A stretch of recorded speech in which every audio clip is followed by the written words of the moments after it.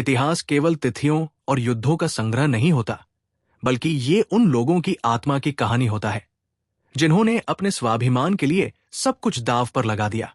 ऐसी ही एक अमर कहानी है मेवाड़ के शेर महाराणा प्रताप की।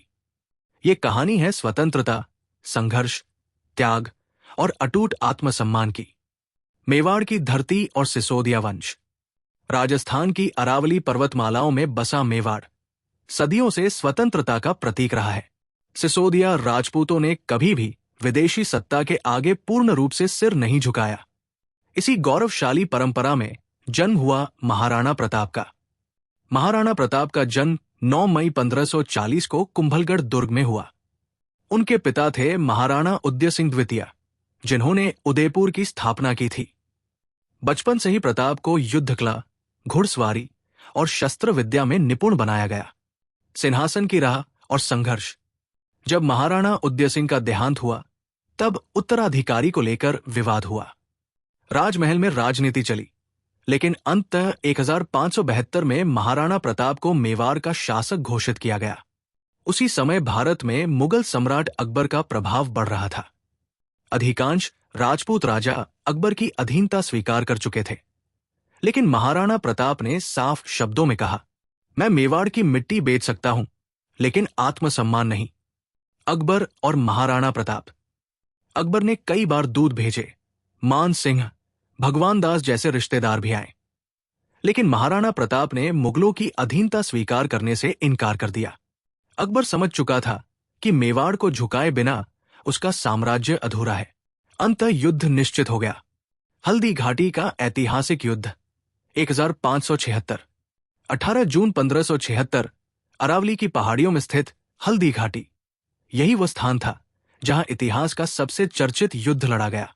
एक ओर मुगल सेना, भारी हथियार, विशाल संख्या और सेनापति मान सिंह।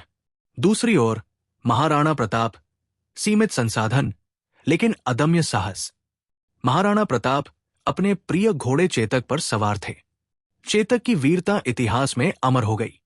युद्ध के दौरान चेतक बुरी तरह घायल हो गया, लेकिन उसने अपने स्वामी को सुरक्षित स्थान तक पहुंचाया और वही वीरगति को प्राप्त हुआ। यह युद्ध निर्णायक नहीं था, लेकिन यह साबित कर गया कि मेवाड़ की आत्मा को हराया नहीं जा सकता। जंगलों में संघर्ष और भूख के दिन। युद्ध के बाद महाराणा प्रताप को वर्षों तक जंगलों और पहाड़ों में भटकना पड़ा। उनका परिवार पत्तों की रोटियां खाने को मजबूर हुआ। कहा जाता है कि एक दिन उनकी बेटी ने घास की रोटी मांगी, तब महाराणा प्रताप की आंखों से आंसू बह निकले, लेकिन उन्होंने कभी भी अकबर के सामने घुटने नहीं टेके। भामाशाह का योगदान। मेवाड़ का सौभाग्य था कि उसे भामाशाह जैसा देशभक्त मिला। भामाशाह ने महाराणा प्रताप को अपना संपूर्ण धन अर्पित कर दिया। इसी धन से महाराणा प्रताप ने फिर से सेना संगठित की।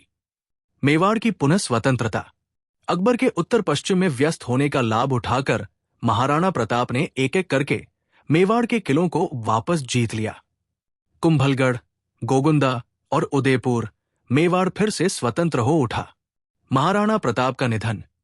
29 जनवरी 1597 को एक शिकार दुर्घटना में घायल होने के बाद महाराणा प्रताप का निधन हुआ।